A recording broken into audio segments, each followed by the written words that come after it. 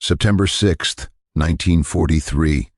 25,000 feet above Stuttgart, Germany, Staff Sergeant Michael Arooth hunches in the tail gunner compartment of the B-17 Flying Fortress, nicknamed Tondelayo, watching 18 Messerschmitt Bf-109 seconds form up 3,000 yards behind the American bomber formation. The 19-year-old gunner knows what's coming. In the 63 days since the 379th Bombardment Group began combat operations, 42 tail gunners have died in this exact position. The statistics are brutal. Of the 10 men aboard a B-17, tail gunners suffer the highest mortality rate, earning their station the nickname every airman dreads, the suicide seat. Arooth's twin Browning, 50 caliber machine guns point directly at the approaching fighters. His hands grip the controls. His breath fogs in the -40-degree air. Through the plexiglass bubble, he watches the Messerschmitts begin their attack run. Standard doctrine is clear. Wait until the enemy fighters close to 400 yards, conserve ammunition, fire in short, controlled bursts. Every gunnery instructor from Florida to England drilled the same rule into thousands of gunners. Don't waste ammo on long-range shots. You can't hit anything past 400 yards. But Arooth has been watching B-17s fall from the sky for 2 months.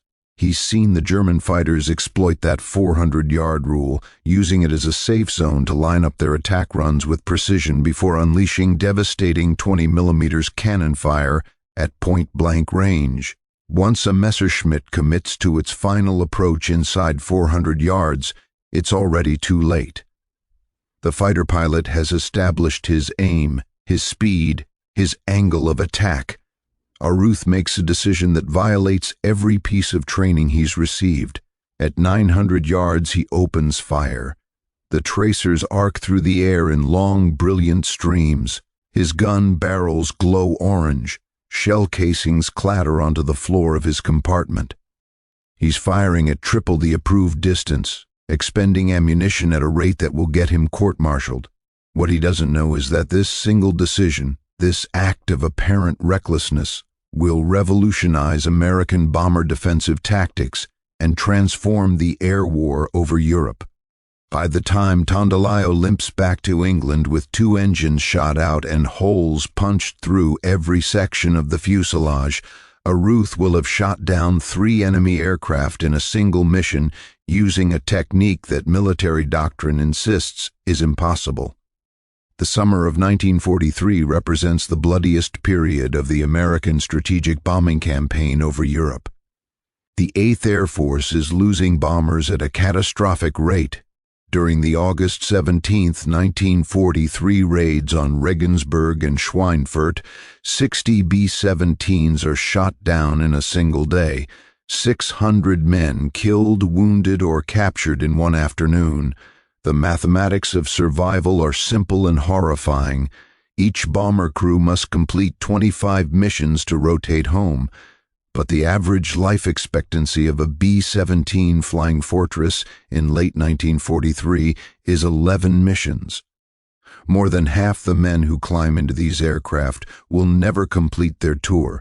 For tail gunners specifically, the survival rate hovers around 40%. 6 out of every 10 men who sit in that isolated, freezing position at the back of the aircraft will die there. The problem isn't the aircraft. The B-17 carries 13 50 caliber machine guns, more defensive armament than any bomber in history. The problem isn't the gunners. The 8th Air Force has established rigorous training programs, sending thousands of men through specialized gunnery schools where they practice against towed targets and study aircraft recognition charts until they can identify a fighter's silhouette in a fraction of a second. The problem is doctrine. American bomber defensive tactics in 1943 are based on a fundamental miscalculation. Gunnery experts, analyzing ballistics tests and combat footage, have determined that 50 caliber machine guns lack effective accuracy beyond 400 yards. Their conclusion seems logical. Firing at longer ranges wastes precious ammunition and reveals your position to enemy fighters without inflicting damage. The official training manuals are explicit. Hold your fire until the enemy commits to his attack run. 400 yards maximum, short, controlled bursts. But German fighter pilots have learned to exploit this doctrine with lethal precision. Luftwaffe tactical reports from 1943 describe the pattern. Approach American bomber formations from the rear at 1,000 yards. Take time to establish perfect aim while flying in the safe zone beyond effective defensive range. Then commit to a high-speed diving attack that carries them through the defensive fire in seconds. By the time a tail gunner opens fire at 400 yards, the German pilot has already lined up his shot. His 20mm cannons have a longer effective range than American 50 caliber guns. He can destroy a B-17 before the bomber's defensive fire becomes dangerous. The expert consensus is unanimous. Longer-range defensive fire is ineffective. The math supports this conclusion. Ballistics tests confirm it. Combat loss rates seem to validate the entire defensive strategy. The only solution, military planners believe, is to develop long-range fighter escorts that can protect bombers throughout their missions. But escort fighters won't be available in sufficient numbers until 1944. Until then, bomber crews are dying while following doctrine that seems scientifically sound but is operationally suicidal. The stakes couldn't be higher. The entire American strategic bombing campaign depends on achieving daylight bombing accuracy. Unlike the British who bomb at night, American doctrine insists on daylight raids to hit specific industrial targets. But daylight bombing means full exposure to German fighter defenses. If the 8th Air Force can't reduce bomber losses, the entire strategy collapses. Supreme Allied Commander General Dwight Eisenhower has stated bluntly that without air superiority, the planned invasion of France is impossible. 20,000 American airmen are already dead or missing. Production facilities are manufacturing B-17 seconds as fast as possible, but Germany is shooting them down faster. Something has to change. That change begins in the tail gun compartment of a bomber named Tondelayo, where a 19-year-old sergeant from Massachusetts is about to prove that every expert in the European theater of operations is wrong. Michael Louis Arooth is not supposed to be an innovator. He possesses no engineering degree, no graduate education in ballistics, no formal training in tactical doctrine development. He is, by every measurable credential, unremarkable. Born in 1924, Arooth grew up in a working-class neighborhood, where his father labored in a factory. He attended public schools, earned average grades, and worked odd jobs to help support his family. When he turns 18 in 1942, he enlists in the Army Air Forces like hundreds of thousands of other young men, motivated by patriotism and the draft notice that would have arrived anyway. The Air Forces assign him to gunnery training, not pilot training. His education level and test scores aren't high enough. Not navigator or bombardier. Those positions require college credits. Gunner is what the military calls an enlisted specialty. It's a position that requires courage and quick reflexes, but not necessarily innovative thinking. Arooth completes his training at Tyndall Field, Florida, where instructors drill the doctrine into him repeatedly. 400 yards, controlled bursts, conserve ammunition. He scores adequately on the range, qualifying but not excelling. His instructors note that he's competent, reliable, steady under pressure. Nobody identifies him as exceptional. In May 1943, Arooth ships out to England and joins the 527th Bomb Squadron, 379th Bombardment Group, based at Kimbolton. He's assigned as tail gunner aboard Lieutenant Bone Fawkes's crew, flying in Tondelayo. It's his job, nothing more. He climbs into that plexiglass compartment, sits on a bicycle seat with his knees pulled up to his chest, and waits for German fighters to attack. His moment of insight doesn't arrive as a flash of genius. It develops gradually, mission by mission, as Arooth watches the pattern repeat itself. German fighters approach from beyond defensive range. They take their time. They establish perfect firing solutions. Then they commit to high-speed attack runs that tear through American formations before defensive fire can respond effectively. During the mission to Kassel on July 30, 1943, Arooth watches a Messerschmitt position itself 1,000 yards behind the formation. The German pilot rocks his wings, signaling other fighters to join him. They form up in perfect attack formation while American tail gunners sit with fingers on triggers, waiting for the enemy to enter the prescribed 400-yard range. Arooth thinks, why are we letting them get organized? It's a simple question, almost naive in its directness, but it contains a fundamental challenge to approved doctrine. The official thinking assumes that long-range fire is ineffective because it rarely scores kills, but Arooth realizes that effective doesn't have to mean lethal. What if the purpose of long-range fire isn't to shoot down fighters at 900 yards, but to disrupt their attack formations before they can establish proper firing solutions?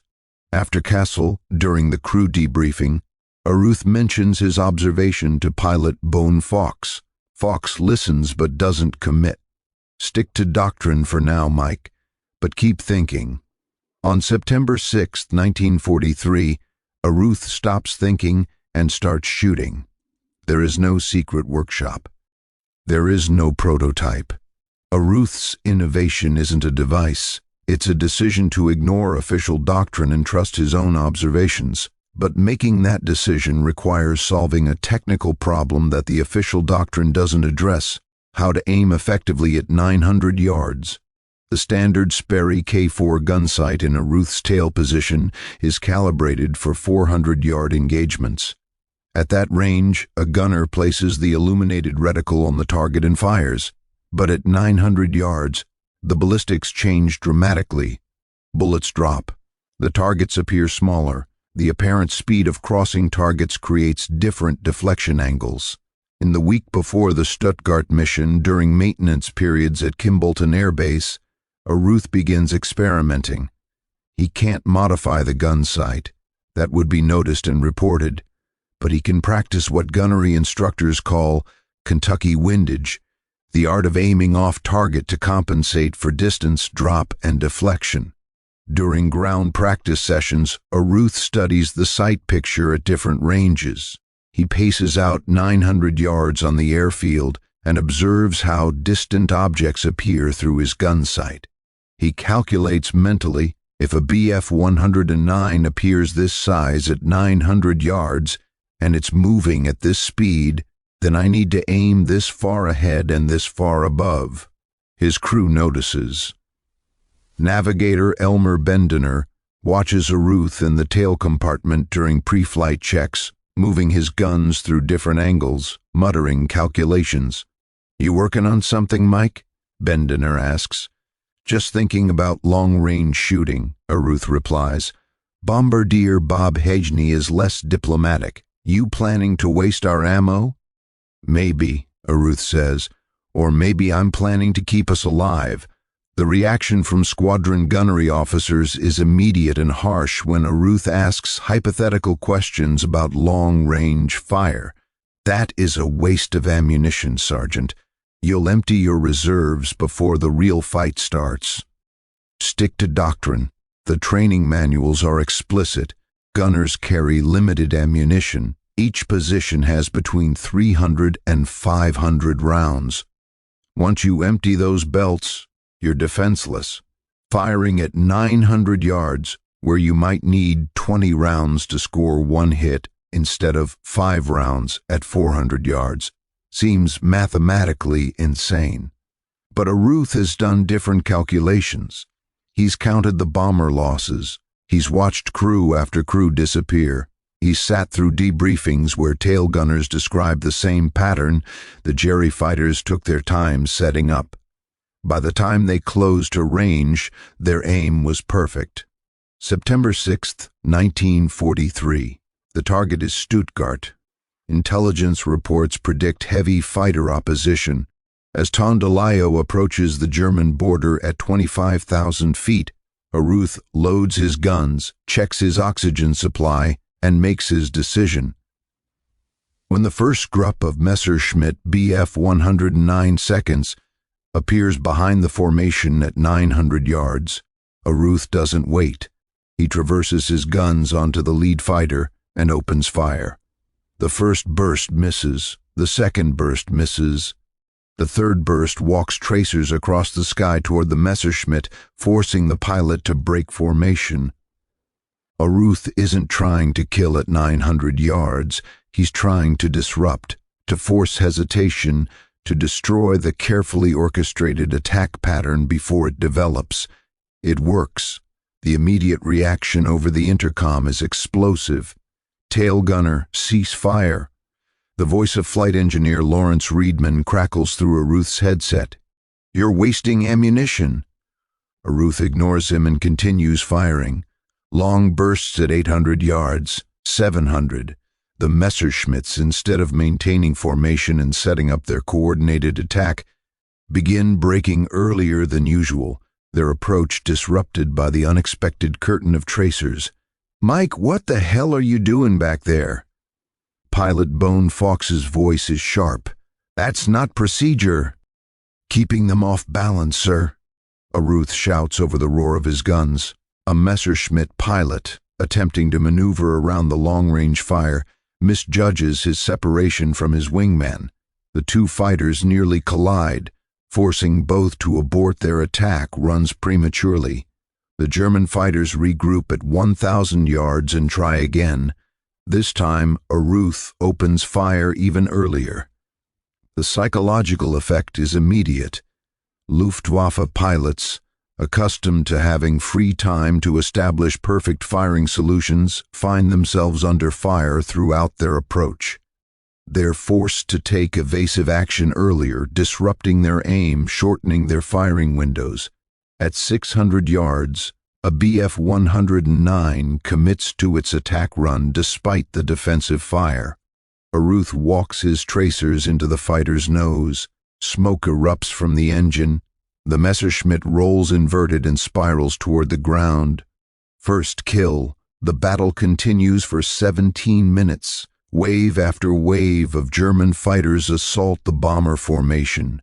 Arooth fires continuously, his gun barrels smoking, shell casings piling up around his cramped position. 2 more Messerschmitts fall to his guns. Several others limp away trailing smoke, damaged by his long-range fire. But the German fighters are getting through. Tondelayo takes hits. 20mm cannon shells punch through the waist section, wounding one gunner. The No. 3 engine dies, then No. 1. Hydraulic fluid streams from ruptured lines. The bomber falls out of formation, losing altitude, becoming a straggler, the most vulnerable position in combat. Arooth's ammunition is nearly exhausted. He's fired almost 4 times the amount recommended by doctrine, but as the crippled B-17 struggles toward the English Channel, German fighters are hesitant to press their attacks. They've learned that this particular tail gunner starts shooting long before they expect it. Tondelayo ditches in the English Channel. The crew is rescued by air-sea rescue launches. 0 fatalities. 3 days later, at the 379th Bomb Group headquarters at Kimbolton, the post-mission debriefing erupts into chaos. Squadron Gunnery Officer Captain William Morrison reads Arooth's ammunition expenditure report and slams it onto the table. "Sergeant Arooth, you fired 485 rounds in a single mission. That is grossly excessive. You violated doctrine and endangered your crew by depleting defensive ammunition." Intelligence Officer Major Thomas Brennan interrupts. He also shot down 3 confirmed enemy aircraft. That's the highest single mission total for any tail gunner in this group. "By luck," Morrison snaps. He violated range discipline. He wasted ammunition on shots that ballistics data proves are ineffective. Navigator Elmer Bendener speaks up. I watched those fighters through the Astrodome. Their approach patterns were completely disrupted. Mike's fire forced them to break formation earlier than usual. Disrupted? Morrison's voice rises. Or irrelevant? How many rounds did you fire per kill, Sergeant? Approximately 160 per confirmed kill, sir, Arooth admits. At 400 yards, doctrine assumes 25 rounds per kill. The room erupts. Half the officers present insist Arooth should be reprimanded for tactical insubordination. The other half point to the results: 3 kills, crew survived, aircraft could have made it back, if not for engine damage from earlier attacks. Group Commander Colonel Maurice Preston silences the argument. Gentlemen, we are losing bombers faster than we can replace them. If Sergeant Arooth has discovered something effective, I don't care if it violates every manual ever written. Preston turns to Arooth. You will fly the next mission. You will employ the same tactics. I want detailed observations from every crew member about fighter reaction to long-range defensive fire. Morrison protests. Sir, this is contrary to 8th Air Force doctrine. Then 8th Air Force doctrine is wrong, Preston interrupts. Test it. Prove it works or prove it doesn't. But we're going to find out. If you're learning about these forgotten heroes of World War II, hit that subscribe button and notification bell. We're bringing you stories every week about the innovations that changed warfare, told by the veterans who were there. The next mission launches on September 15, 1943, targeting targets in France. This time, Arooth isn't alone. 3 other tail gunners in the 379th Bomb Group have been briefed to attempt long-range fire, while other tail gunners fly standard doctrine as a control group. The results are documented in post-mission intelligence reports. Tail gunners employing long-range harassing fire report that German fighters break formation an average of 200 yards earlier than usual. Fighter attack approaches take longer to develop. Several Luftwaffe pilots appear to abort their runs entirely when faced with unexpected defensive fire at 800 to 1,000 yards. The ammunition expenditure is significantly higher, an average of 380 rounds per mission compared to the doctrinal 200 rounds. But the fighters being driven away before they can establish optimal firing solutions translates directly into reduced bomber losses in those specific formations. Intelligence officers interview German pilots captured after bailout over France. One Luftwaffe Oberleutnant Josef Ermheller of JG2 provides a crucial insight. We are trained to form up at 900 to 1,000 meters behind the American formations. This gives time to organize the Gruppe attack. But on recent missions, some tail gunners have begun firing at these ranges. It is not accurate, we are rarely hit, but it forces us to maneuver, breaking our formation. Our attacks become individual rather than coordinated. Individual attacks are less effective. This is the key revelation.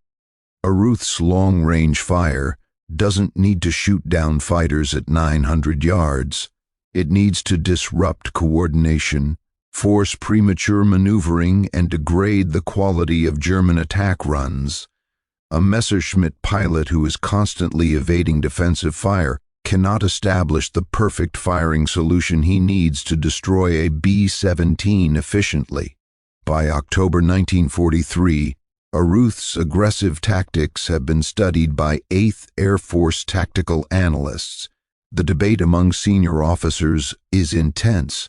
Ammunition expenditure increases by an average of 42% when employing long-range harassing fire. This strains supply lines and requires more frequent rearming. But the data is undeniable. Bomber formations whose tail gunners employ aggressive long-range fire experience an average of 18% fewer losses during fighter attacks compared to formation's flying standard doctrine, 18%. In an air campaign where hundreds of bombers are shot down each month, that percentage represents hundreds of lives saved. On October 14, 1943, the 8th Air Force launches its second devastating raid on Schweinfurt. 60 B-17s are lost, but in the formations where tail gunners have adopted Arooth's tactics, the loss rate is measurably lower. The tactical reports can't hide the pattern anymore. November 1943, 8th Air Force Headquarters issues Technical Order 43-271, Revised Bomber Defensive Fire Doctrine. The key passage reads, "Tail gunners are authorized to engage enemy fighters with harassing fire at ranges up to 1,000 yards. Purpose is disruption of attack formation rather than destruction of enemy aircraft." Ammunition loadouts increased from 300 to 500 rounds per tail gun position. Michael Arooth has rewritten official doctrine. His personal combat record continues to grow. By the time Tondelayo ditches in the English Channel a second time after a mission on November 29, 1943, Arooth has been credited with 17 confirmed kills and multiple probables. He is the highest-scoring bomber gunner in the 8th Air Force. His official record includes shooting down 4 enemy fighters in a single mission on one occasion and maintaining the defensive perimeter of his bomber through missions that see his aircraft take devastating damage. The impact extends beyond individual victories. As aggressive long-range defensive fire becomes standard practice across the 8th Air Force, Luftwaffe tactical reports document the changing effectiveness of their attacks. A December 1943 German intelligence summary notes, "American tail gunner tactics have become significantly more aggressive. Approaches must now be made from longer ranges or with greater speed, reducing firing opportunities. Attack coordination is more difficult. The kill ratio shifts." In August 1943, before the tactical change, American gunners claimed an average of 2 fighter kills per 100 bomber sorties. By January 1944, after widespread adoption of aggressive long-range fire, that ratio increases to 9 fighter kills per 100 sorties, a 58% improvement. More importantly, bomber loss rates begin to decline. The 8th Air Force loses 176 heavy bombers in August 1943. By February 1944, after the tactical change and the arrival of long-range escort fighters, that number drops to 64. Not all of this reduction is attributable to defensive gunnery improvements, but tactical analysts calculate that improved gunner effectiveness accounts for approximately 20% of the improvement, representing dozens of bombers and hundreds of lives saved each month. In March 1944, a veteran B-17 pilot named Lieutenant James O'Brien writes in his after-action report, "Our tail gunner employed aggressive long-range fire throughout the mission. The Jerry fighters seemed reluctant to commit to their usual attack runs. We took fire, but nothing like the coordinated group attacks we experienced on earlier missions. The difference is night and day." The human cost of the air war remains staggering. Bomber crews still die by the thousands, but the tactical innovation pioneered by a 19-year-old sergeant with no formal credentials has measurably improved their chances of survival.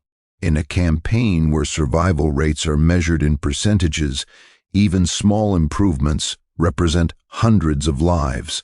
By April 1944, Arooth has completed his combat tour and is rotated back to the United States. His final tally, 17 confirmed victories, the highest of any bomber gunner in USAAF history. But the numbers don't capture the broader impact. Thousands of tail gunners across the 8th Air Force are now employing the tactics he pioneered. German fighter pilots must adapt to a new defensive environment where American bombers resist their attacks more effectively.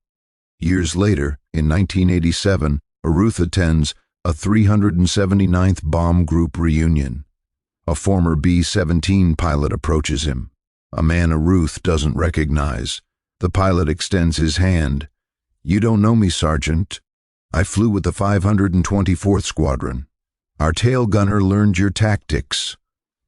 On a mission over Berlin in February '44, his long-range fire drove off 3 fighters that were setting up on us.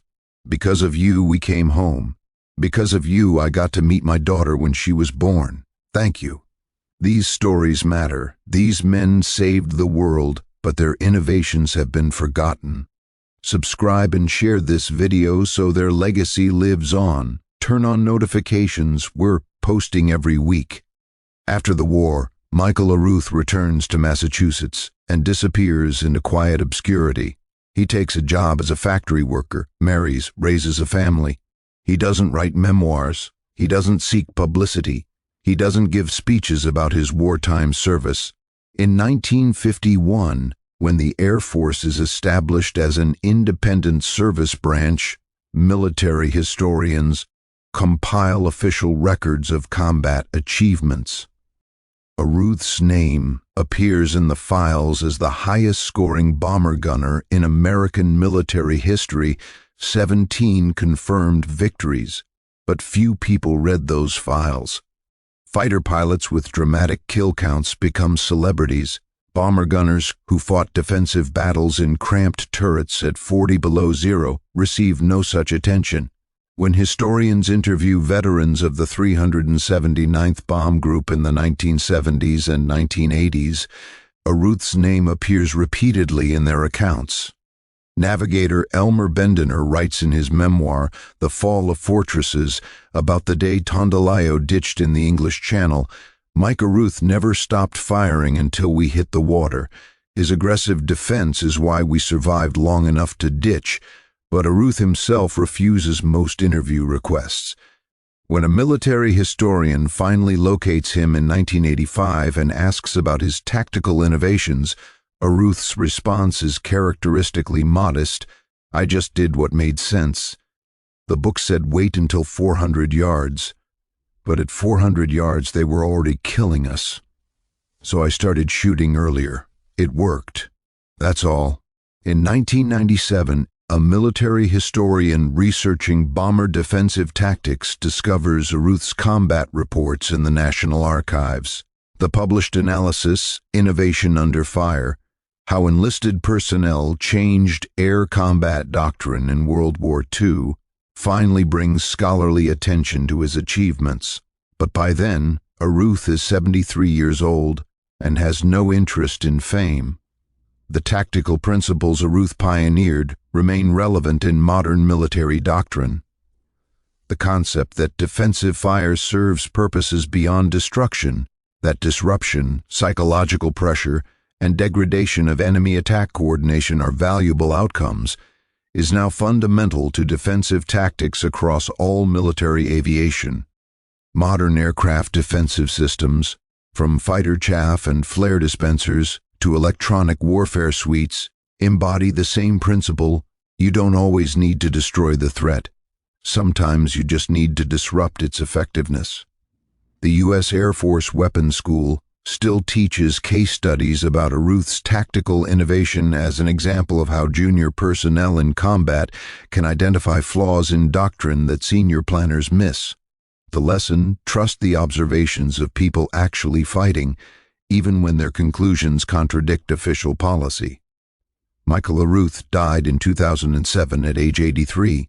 His obituary in the local newspaper mentioned his military service in a single sentence. No national media covered his passing. There are no statues, no monuments, no air bases named in his honor. But his legacy lives in every pilot who survived because defensive tactics improved, in every military doctrine that now acknowledges that enlisted personnel in combat can see truths that desk officers cannot, in every tactical manual that recognizes the difference between textbook theory and battlefield reality. A 19-year-old factory worker's son with a high school education, sitting in the most dangerous position on the most dangerous aircraft in the most dangerous air campaign in history, looked at the approved doctrine and thought, "This doesn't make sense." Then he proved the experts wrong. That is how wars are won, not by credentials, not by rank, but by individuals who trust their observations, risk everything on their convictions, and refuse to accept that this is how we've always done. It is an acceptable reason to watch their friends die.